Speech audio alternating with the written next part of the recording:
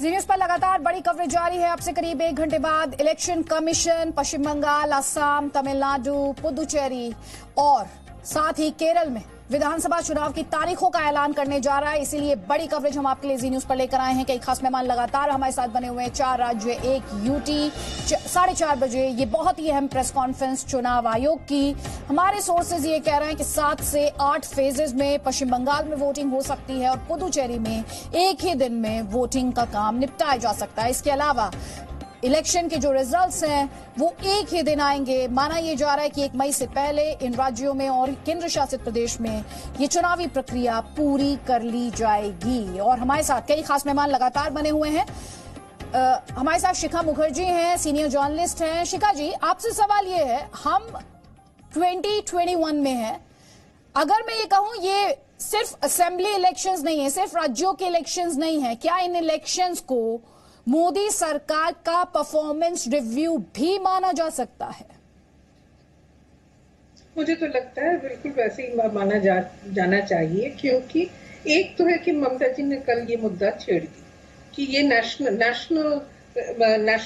Issues पे इसका एक प्रभाव पड़ने वाला है और नेशनल इश्यूज को हमको देखना है।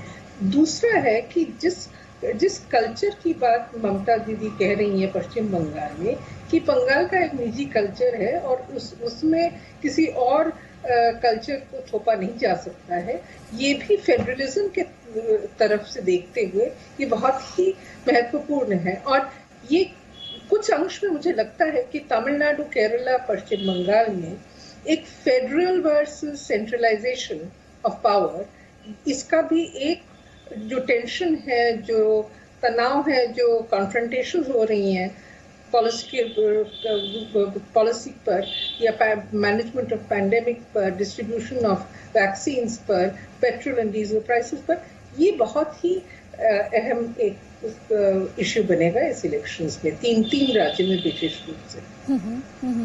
भास्कर चैटर्जी, हम थोड़ी देर पहले पश्चिम बंगाल के बारे में बात कर रहे थे। आपसे मैं जानना चाहती हूँ, क्योंकि इससे पहले TMC versus left versus Congress, हमने इस तरह से फाइट देखा है। क्या इस बार हम ये कह सकते हैं कि जो फाइट है वो टीएमसी वर्सेस बीजेपी है?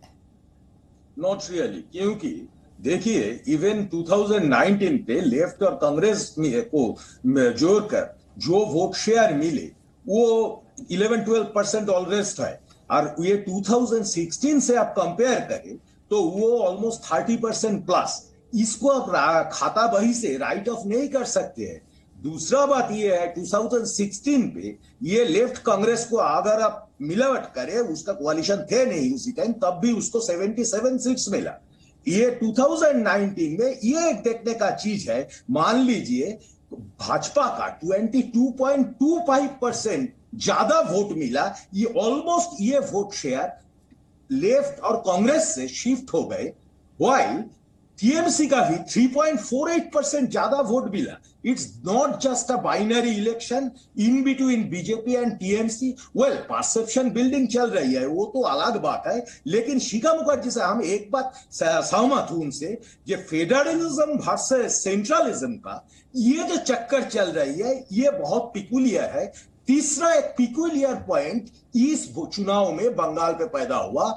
अभी तक जितने चुनाव हुआ इंडिया में, हम लोग सुना माइनॉरिटी कंसोलिडेशन के लिए, अभी सुना मेजॉरिटी कंसोलिडेशन भी एक चीज है। ये बहुत पिकुलियर चीज ये पहला टाइम हो रही है। दूसरा बात है, देखिए local politics versus national politics का ये एक बहुत बड़ी मिक्सचर हो गया। ये CAA, post Covid, pro Covid and Covid times, ये पूरा मिलावट के अगर देखे, ये जो एक हौच-पौच हो गया, इसमें नतीजा किसको पास किया जाएगा कोई नहीं जानता। मान लीजिए जो 22.25% वोट शेयर भाजपा को मिला, अगर लेफ्ट और कांग्रेस इनका जो कोalition अभी बन गए, वो कोalition उसका 40 और 50% वोट फिर अपन शिविर पे वो लेने सकते हैं, ये आप खुद वो पकड़ सकते हैं, तो total scenario will be very different. It is that's what it is very difficult to predict anything. ठीक, आप कह रहे हैं बहुत मुश्किल है इस समय किसी भी तरीके का प्रेडिक्शन। भास्कर चैटर्जी ने एक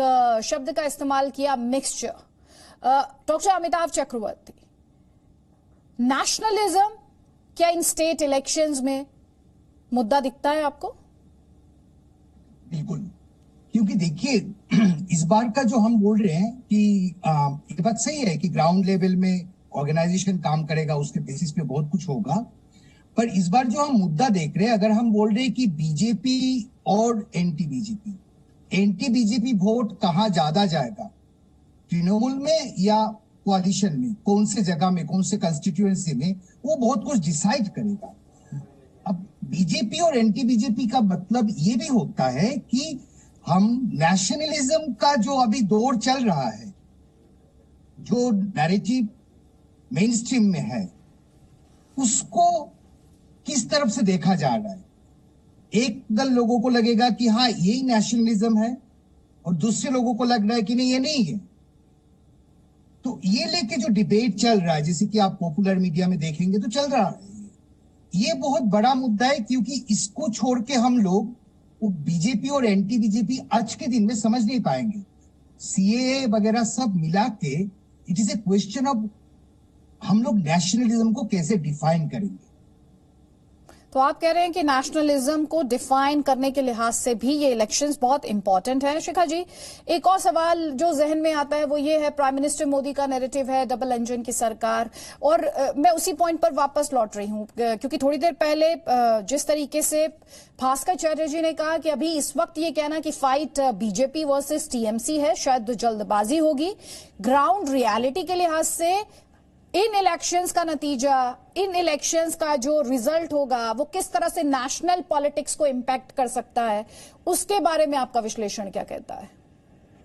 देखिए, मैं अमिताभ चक्रवर्ती जी से बिल्कुल सहमत हूँ कि इस इलेक्शन में नेशनलिज्म कौन किस तरह से डिफाइन करता है, नेशनलिज्म ये शब्द और ये भावना किसकी, माने who owns it, that is also going to be determined, because ये CAA से जुड़ा है, ये घुसपैठियों से जुड़ा है, और ये बंगाल की अपनी जो कल्चर और अपनी जो नेशनलिज्म की जो चेहरा है, इससे भी जुड़ी हुई है। तो ये नेशनलिज्म एक बहुत बड़ा इश्यू बनेगा, एंड आई थिंक ये भी एक किस्म का एक आइडियोलॉजिकल इश्यू बन जाएगा। शिखा जी, आपको रोक रही हूँ, यहाँ पर डिफेंस मिनिस्टर राजनाथ सिंह इस समय रैली को संबोधित करें पश्चिम बंगाल में।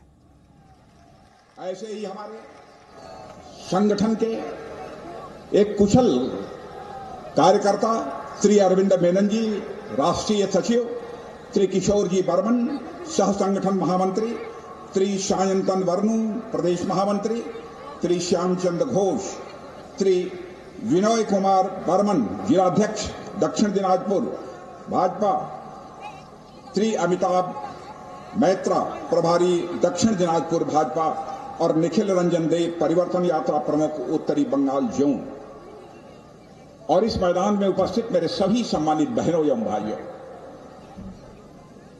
चूंकि लगभग 5-6 वर्षों तक मैं पार्टी का अध्यक्ष भी रह चुका हूं, मंत्री के रूप में भी केंद्र में जिम्मेदारी संभाली है, और जब मैं उत्तर प्रदेश का मुख्यमंत्री था तब भी पश्चिम बंगाल में सभाओं को संबोधित करने का मुझे अवसर प्राप्त हुआ। लंबे समय से आ रहा है, लेकिन इस बार की सभाओं में पश्चिमी बंगाल में बहनों भाइयों जिस प्रकार की भीड़ और जिस प्रकार का जुनून हमको देखने को मिलता है, मैं इस नतीजे पर पहुंचा हूं कि अब बंगाल की जनता ने मन बना लिया है। Presenting B News app, available on Google Play and App Store. Download it now.